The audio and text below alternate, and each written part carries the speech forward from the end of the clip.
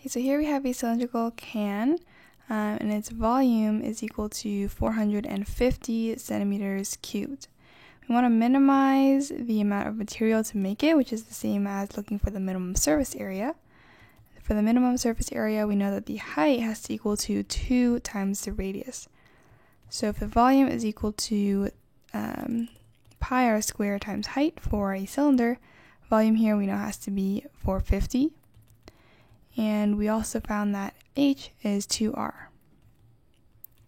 So if we simplify this, we get 2 pi r cubed, and we can now solve for r.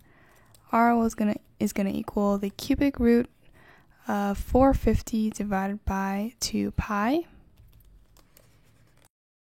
And so we get radius to be approximately 4.2, and this is in centimeters. And the height has to be double of the radius, so we can multiply it by 2, and we'll get 8.3 approximately.